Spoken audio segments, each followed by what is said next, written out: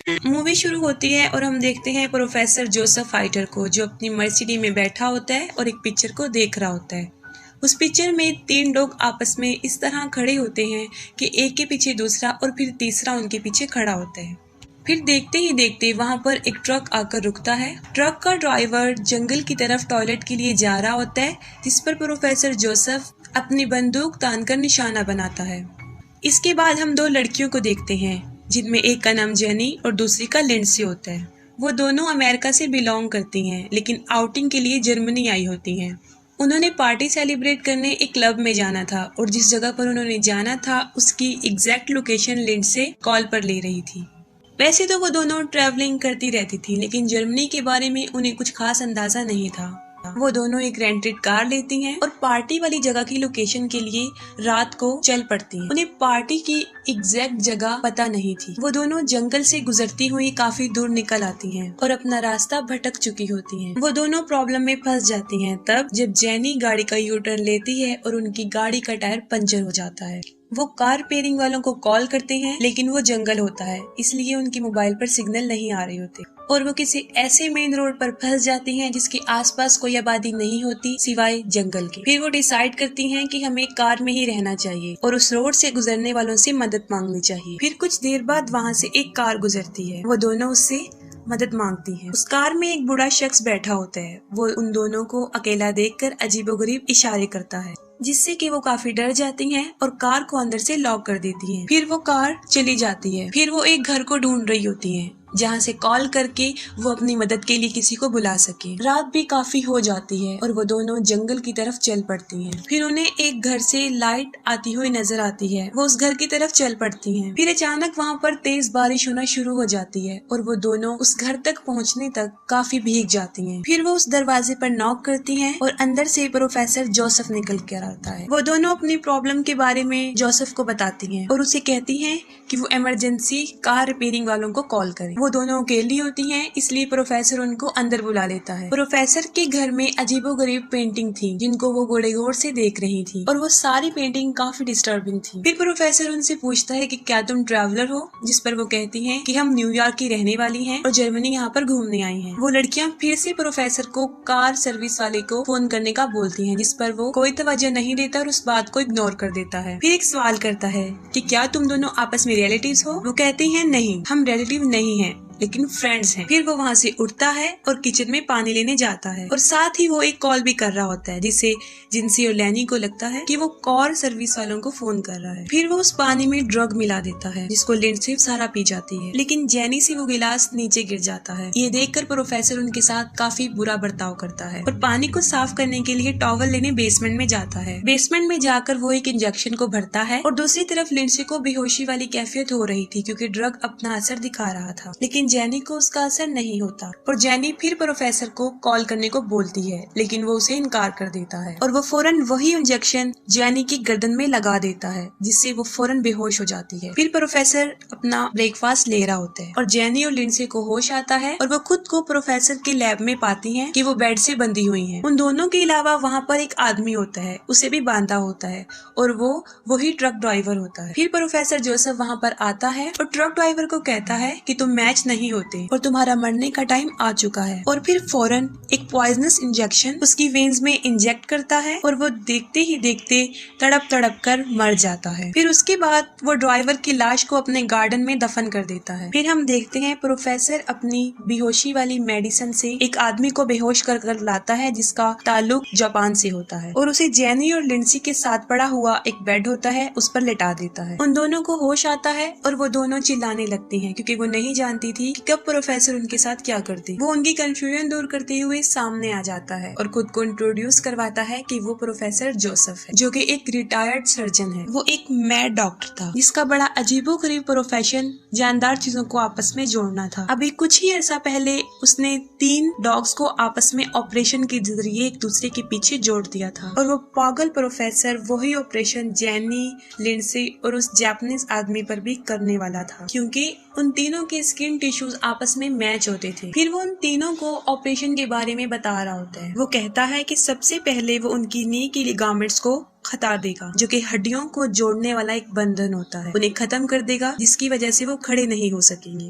फिर वो बताता है कि सब्जेक्ट सी पर वो ये अमल भी करेगा कि वो उनके जबड़े, उनके दांत, उनके होंठ तीनों को निकाल देगा और सब्जेक्ट बी को ए की बैक साइड से जोड़ देगा और सब्जेक्ट सी को बी की बैक साइड से। फिर वो उनकी हिप की स्किन को उतार कर, उनके जबड़ों की स्किन को उतार कर वहाँ पर लगाएगा और तीनों को आपस में इस तरह जोड़ देगा जिस तरह के डायग्राम में नजर आ रहा है, जिससे ये होगा कि सब्जेक्ट ए जब खाना खाएगा, वो खाना उसके जिस्म से होता हुआ जब ह्यूमन वेस्ट बन जाएगा तो वो सब्जेक्ट बी के मुंह में चला जाएगा और वो वेस्ट मटेरियल सब्जेक्ट बी से होता हुआ सी के मुंह में चला जाएगा।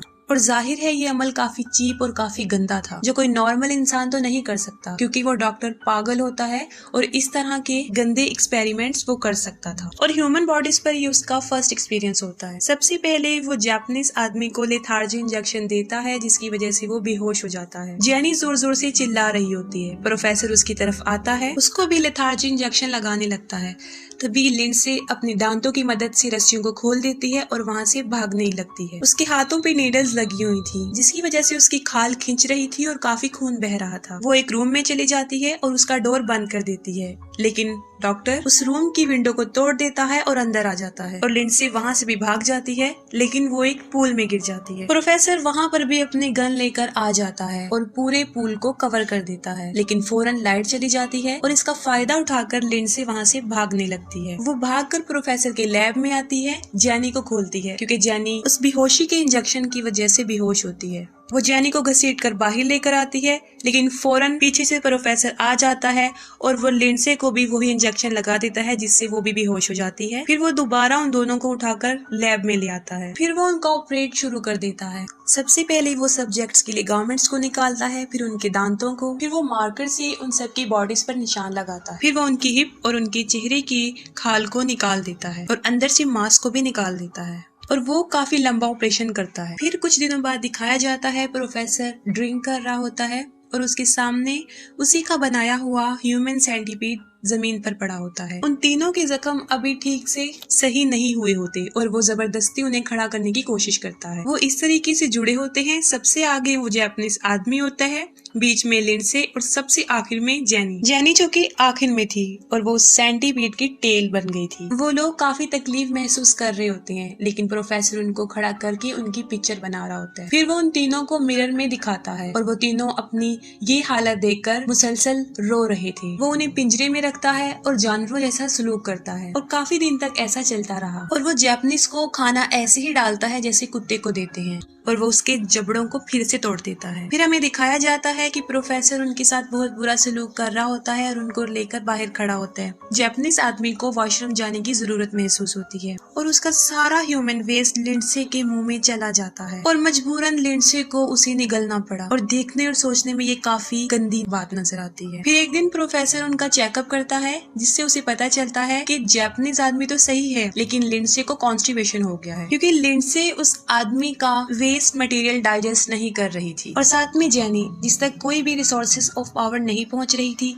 क्योंकि उसने खाना नहीं खाया था और वो कमजोर होती जा रही थी और उसके जख्म भी अभी तक ताजा थे। ऐसे लग रहा था कि अनकरीब वो मर जाएगी। प्रोफेसर जैनी की जगह चेंज करने का सोच रहा होता है कि अचानक दरवाजे पर नॉक होती है और वहाँ पर पुलिस ऑफिसर्स होते हैं। पुलिस वाले वहाँ पर जैनी और लिंडसे को ढूंढने आए थे, जो काफी दिन से गायब थी और उनकी कार प्रोफेसर के घर से कुछ फासले पर थी। प्रोफेसर उनको बताता है कि वो एक डॉक्टर है और अपनी फील्ड में वो इतना बिजी रहता है कि उसे बाहर जाने का टाइम नहीं मिलता और वो उन लड़कियों के बारे में भी कुछ नहीं जानता। प्रोफेसर पुलिस ऑफिसर से पीने के लिए पूछता है, जिस पर वो कहते हैं कि हमने कॉफी पीनी है। वो कहता है कि नहीं, सिर्फ तुम लोगों को पानी मिलेगा, जिस पर पुलिस वाले मजीद उसे शक की निगाह से देखते हैं। फिर प्रोफेसर पानी में ड्रग मिलाकर ला रहा होता है। तब पुलिस वाला उसे बताता है कि किसी ने तुम्हारे घर से उन गायब लड़कियों की आवाजें सुनी है और तुम्हारी मर्सिडीज उस ट्रक के पास से मिली है, जिसका ड्राइवर भी काफी अरसे से गायब है। ये सुनकर वो जोर से चिल्लाने लगता है और उन्हें पानी पीने का कहता है, जिस पर वो गिलास को फेंक देते हैं। अब वो फिर